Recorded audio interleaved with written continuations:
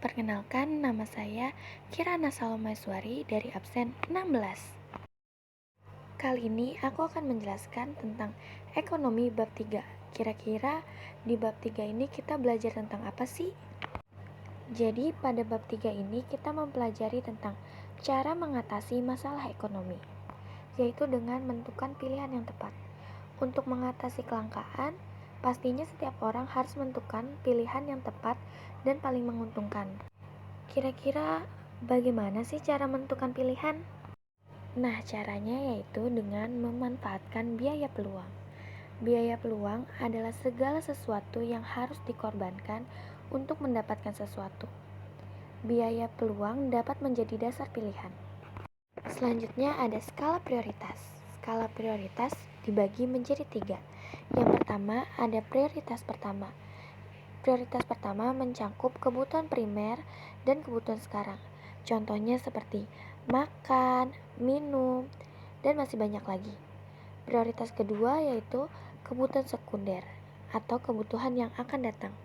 Contohnya seperti rekreasi dan hiburan. Lalu di sini ada prioritas ketiga. Prioritas ketiga ini adalah kebutuhan tersier, yaitu kebutuhan yang gak penting-penting banget dan kalau gak punya juga gak masalah, seperti mobil mewah, motor mewah, barang-barang branded, dan masih banyak lagi. Bagaimana sih cara melakukan pengelolaan keuangan? Caranya yaitu kita dapat membuat pembukuan keuangan, memonitor dan mengevaluasi secara berkala, dan membiasakan menabung. Jangan lupa menabung ya.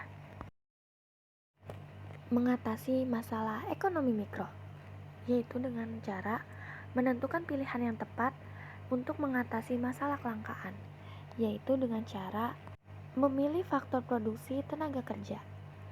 Kedua, bersinergi antar pelaku pasar dan industri untuk membentuk suatu satuan yang lebih besar.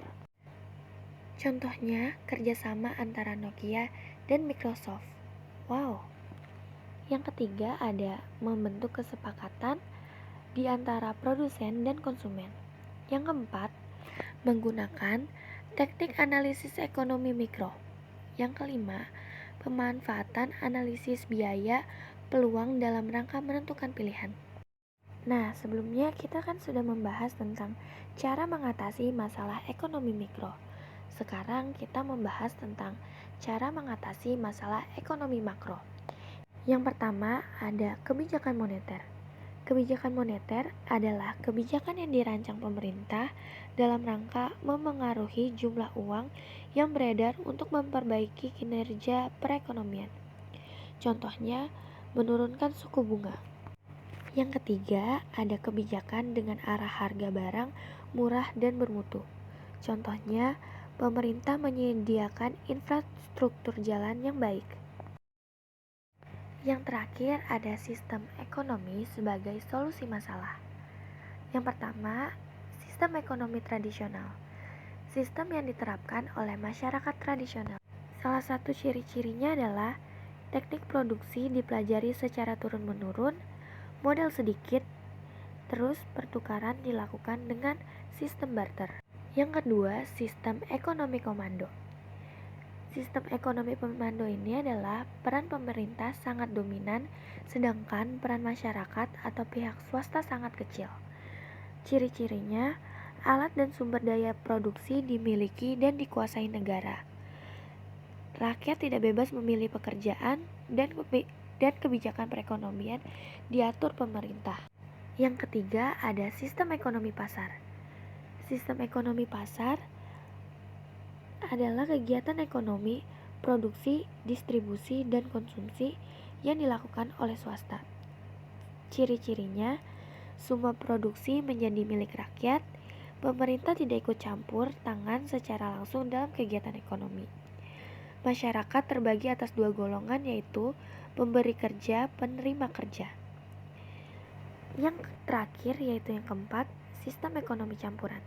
Sistem ekonomi ini di mana pemerintah dan swasta saling berinteraksi dalam memecahkan masalah ekonomi. Nah, sudah selesai nih guys materi di bab 3. Kira-kira kalian masih bingung nggak? Atau udah paham? Oh iya, sekian dari saya dan terima kasih. Mohon maaf jika ada kesalahan.